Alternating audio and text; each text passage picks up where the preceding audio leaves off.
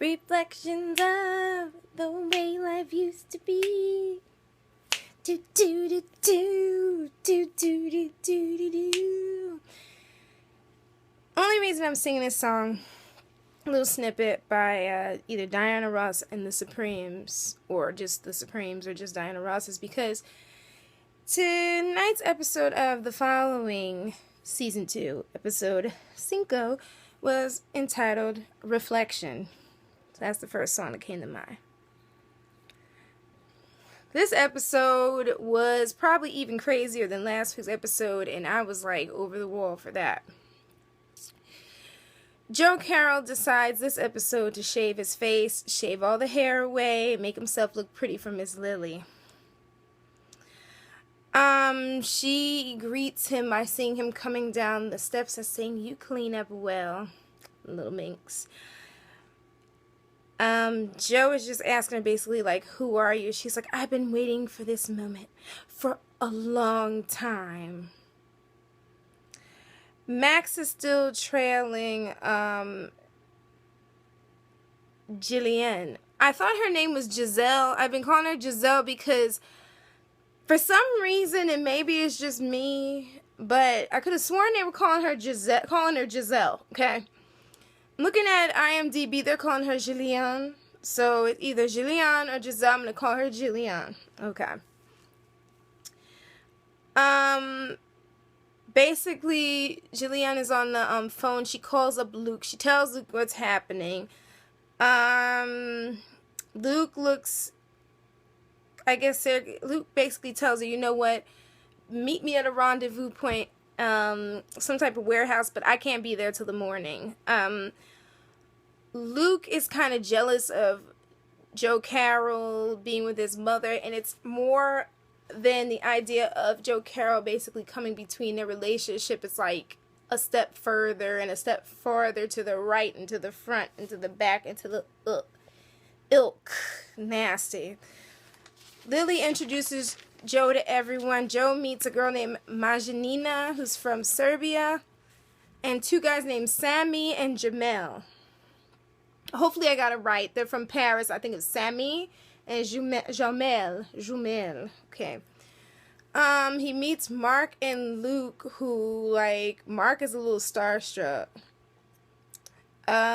Luke basically pulls Lily to the side and tells her about, Giselle, and she says, take Jumel with you, because Luke wants Mark to come with him, but for some reason, Lily wants Mark to stay behind, so I'm questioning that. I'm like, what does she have in store for this? Luke makes a smart comment, have fun with your little boy toy. Is Joe Carroll about to come in between whatever incestuous blase is going on with Luke and his sister and the mother? No idea. Emma took the punky pink out of her hair. I kind of like the pink though. It was like weird hardcore punk Emma. It's kind of cool. I liked it. Lily says in French or Serbian to Magina, she doesn't trust Emma, and then Emma goes back into that thing she did last year. Why did you leave me? You left me out of the loop. I didn't know about your brother. I didn't know anything. Joe basically says, well, everyone plays their part. She's still not over. I was abandoned. I was by myself. I'm like, crazy. The FBI, or should I say Agent Mendez. Yes, I finally got her name. Woo!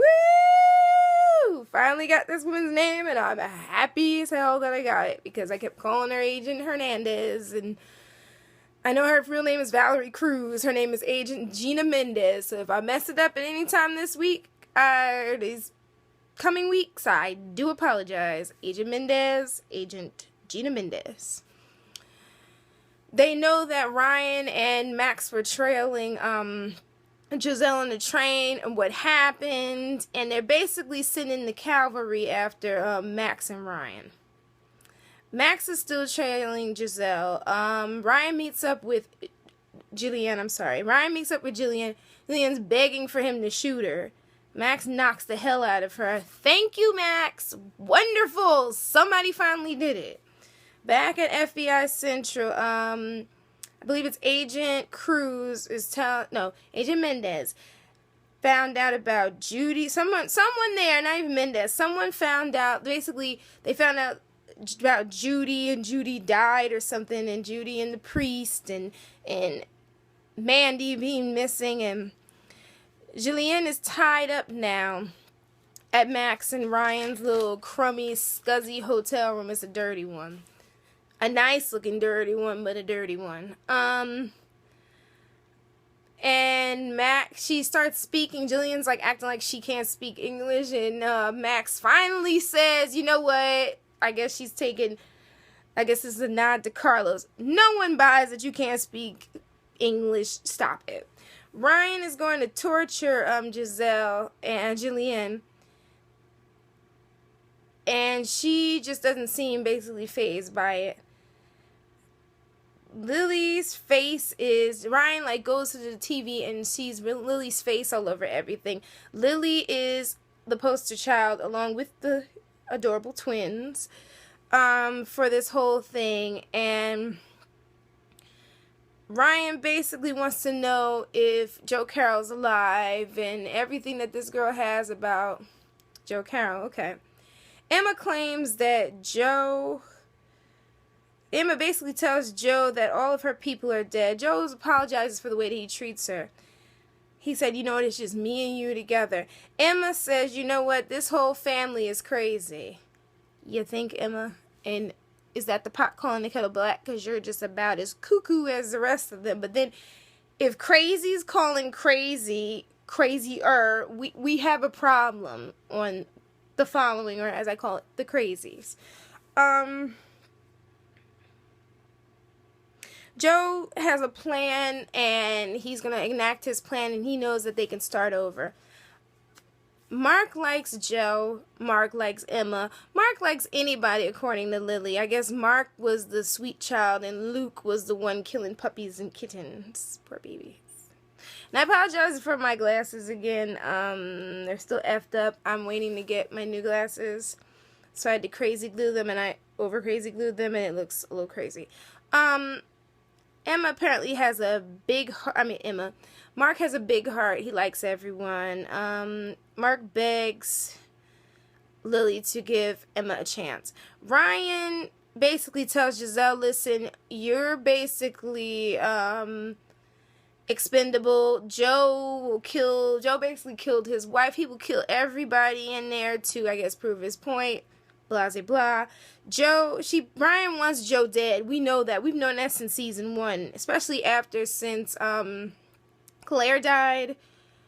He wants Joe's head on a chopping block. That's the way it's gonna go. Ryan has a feeling the compound is close by, and he's trying to talk to Jillian, and of course, Jillian decides to spit in his face. Well, Ryan puts his hands around her throat and strangles her. Max basically has to pull out her gun and threaten to shoot him just to get him to stop. And I'm laughing like Ryan's just losing it this season. Like, if he was unhinged last year, the door came off the hinges and just flew off completely. Giselle wants to make a deal once Max is able to pull Ryan off of Jillian and Giselle. Jillian wants to make a deal, and she tells him where Luke is supposed to meet her at some warehouse. Emma's with Mark, and she calls Luke Mark's worst half. I don't know, they're about the same brand of crazy, except one wears his bangs like this, and the other one wears his hair like this. So, same brand of crazy, basically. What happens? Mark takes Emma to see Lily's little art studio, I guess in some type of barn or something. Emma admits that she never went to art school because of her mom. Remember her mom in season 1? If you didn't see season 1, just bear with me. Her mother is kind of overbearing, and that's why Emma stabbed her in the belly. Joe's basically asking, Lily, why are you playing victim? Her idea was to meet up with Ryan, get to know Ryan, and Ryan's crazy, and just fall into that. and she admits that Ryan is still obsessed with Joe Carroll. Ryan goes to the warehouse to investigate. Meanwhile, there's a knock at the hotel door. It's the maid. Jillian decides to get out of her handcuffs. Did I mention she was handcuffed? Forgot that part. She was handcuffed to a bedpost. That's the only reason why she and Ryan were not going like fisticuffs against each other. This heifer went and broke her finger or her thumb, and like it's like breaking there, and then the maid was like, what's going on? And I'm like, why are you asking? Like, that's one thing about hotels and motels. Like, sometimes they just knock on the door at the most inconvenient time. Not even to say if somebody's doing something just disgusting. They just knock on the door like, turn down service. It's like, no, not now. But if she could see around Max, obviously she could see this heifer handcuffed. I'm calling her heifer because if I offend anybody, I'm sorry, but it's just a word I use rather than using the B word and the C word. If she looked around, she would see this chick handcuffed, but this dummy didn't. Max is just like, oh, nice. She closes the door once the maid goes. She's like, nice try. Heifer gets knocked. This one gets knocked out. I'm like, what is this? This is the Hardy school. This is like the following's main objective is to have at least one Hardy knocked the hell out or just hurt. She's knocked out on the bed. I really think Max is like a bad FBI agent, but then her uncle is Ryan Hardy, so I rest my case. If you ever watched season one, you'll see how many things happen to Ryan, and I'm just surprised his character is still alive. I know he's not real, but I'm just surprised he's still healthy after all the things that happened in season one. At the warehouse, a car pulls up and out pops Luke and Jamil, something like that. Okay. Jamil gets shot in the leg after trying to engage Ryan. Ryan meets Luke. Luke surrenders his gun, and at one point, he just lets it go, and it appears to be letting it go, and then Ryan disappears after okay. To make a long story short, Jamil, while Ryan is talking to Luke, Jamil, who's shot in the leg, picks up this gun, pow, pow, pow, and Ryan's just taken aback. I guess he falls back. He runs off. I'm thinking he was shot in the side. I'm not exactly sure. But anyway, he plays dead. And when Jamil's on his feet with Luke, shoots Jamil all up in the chest. As I've said before, not to get all racial, but black folks on the following have a short shelf life. Hannah is the longest living one because she hasn't said anything and she's not really engaged in anything, but black people die a lot in this. A lot. Just a lot. Billy Brown, season 1, enough said. Basically, Jamil is gone. He's dead. Ryan runs off. He was basically shot in the side. He finds out when he's laying in the woods. Emma's drawing Mark, but she hasn't finished the fake. He pops up, trying to be all happy-go-lucky, and basically sees the picture of his shirt with no face.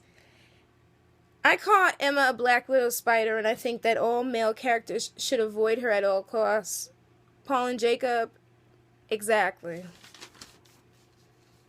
Because she basically, if you didn't see season 1, Emma basically somehow manipulated Paul and Jacob to act like they were gay, and I guess they had sex, and then they had a 3-way with Emma. It was a whole big bag of crazy, and Jacob killed Paul, okay, because Paul was wounded.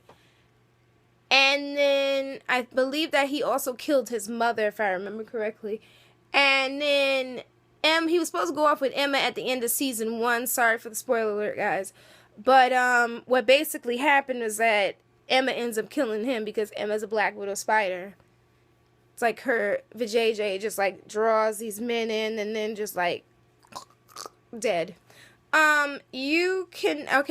Emma tries to touch Mark, trying to be all sexy, but Mark touches her, but as soon as she touches, he jumped back. And I'm like, it's like coiling like a snake. And I'm like, what the hell? He was like, you cannot touch me because touch has to be initiated.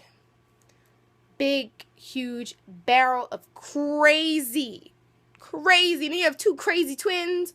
Crazy. Emma agrees, calls him a nut job. But if you have a nut calling another person a nut job, Houston, we have a problem. He basically tells Emma that they're locked in a room and their mother does not want to be disturbed. Emma is pissed. Crazy. Julienne sees Jamil dead when she gets over there. She starts crying. Luke puts Jamil's body in the trunk. And together with Luke, Julienne, they both go after Ryan. Lily leads Joe to some type of torture room with like stirrups or something to tie up. Has a table with like ice picks and stuff. Picked this little college co-ed sophomore named Wendy Porter. She's encaged like a bird, all drugged up. Poor baby. Poor baby. She gives Joe the tools, ice pick, and such. And what does Lily get? She gets to be a part of his greatness. Joe just storms out all pissed off and angry. Giselle and Luke go into the woods. They find blood. They think that Ryan's dead, but they want to make sure that Ryan is dead. They want to know that Ryan's dead. Ryan Hardy finds a house. He goes in. A woman named Bella pops out. He doesn't want to kill her. I don't believe he's going to kill her, but he's basically trying to make her cooperate. He stitches himself up, makes her blindfold her face so she can't see him. Her husband's supposed to be coming soon. The husband never comes during this. I'm like, this is realistic. The husband would have been there. He'd probably be dead, but he definitely would have been there. She basically says, I can't see your face because if I see you, you're going to kill me. Ryan never answered. Again, Ryan's not going to kill this woman. That's not the type of dude he is. Joe Carroll's kind of pissed off and tells Lily, I will not be controlled by anyone. And Lily counters back basically, I don't want to control you. Yeah, okay, Lily. Okay, Lily. Right. Jillian and Luke find the house. Ryan moves the woman into the closet, tells her don't make a sound. Not even one peep. She's crying. Hoo, hoo, hoo. He's like, not one peep. Don't say nothing. Nothing at all. Okay. He puts her in a closet. Julienne walks in. Ryan grabs her. She claims she killed Max. And in a fit of rage, Ryan and her are fighting. And he tries to choke her. And she hits him. And it's a big old fight. She pulls out this knife. Ryan takes that knife and stabs her right in the gut. Luke rushes in there spraying bullets like he's in the middle of like Scarface or something, shooting up Bella's house. I'm surprised Bella's not screaming by now, but I guess she realized like what the hell was going on because Ryan did tell her that the people that shot him are coming for him. When he sees Jillian dead, he just breaks down, starts crying. Joe goes into that kill room again. Takes the key, lets Miss Wendy out, turns on the music like Tchaikovsky, lays Wendy on the bed with her arms and wrists and ankles all tied up, and basically starts cutting. Finds the Reverend's car. Okay, went too far with the notes I'm reading verbatim. The FBI basically found out about the Reverend's car, and the story was, here's a clear story about Joe Carroll. Joe Carroll was lying, saying that he was Arlene from True Blood's brother. And what happened was that they found somebody had seen something, so they found the priest's car at a gas station abandoned, and you see Mandy standing there with Joe Carroll with his face all covered up. I guess Mike is now understanding, like, Ryan Hardy wasn't going crazy. Ryan Hardy knew what the hell he was talking about. Joe cleans up his mess, and a song starts playing. This song is The Flaming Lips, Always There. How do I know? I put my Shazam thing on, and I was listening, and I was like, I like this beat. All these trip-hoppy, weird things for following. I love it. Joe cleans up his mess. He seems to not be content with the fact that he had to kill this woman. Not so much as killing this woman, but I think it's the idea of killing it because Lily laid everything out, and there's just something funny with that. So he goes into Lily's room, and they start grabbing at each other's clothes and having sex. Mind you, Joe Carroll is like from his hands to his wrists are covered in blood. So he's a bloody boy. Lucas snuggled up with Jillian's body, just crying in the car, crying. Emma's sitting there touching Mark while he sleeps because she can't leave that room. Mark is falling asleep. I don't know what it is with Mark, but Mark will be an easy person to kill very, very soon because he's far too trusting.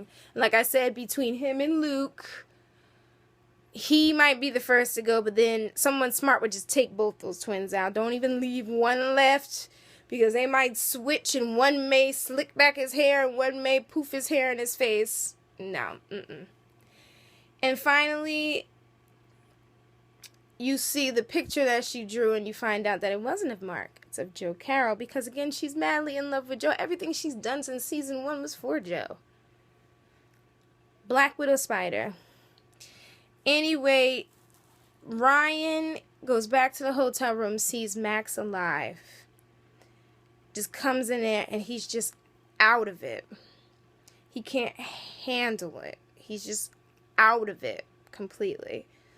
Like, I feel so sorry for him because he's just so upset about, killing Jillian and I mean, he regrets it, but then he doesn't regret it. Hey. In closing about this episode, like I said, this episode was the same brand of crazy as the last. It might have been a tad bit subdued, but I think next week is going to be another big bag of crazy.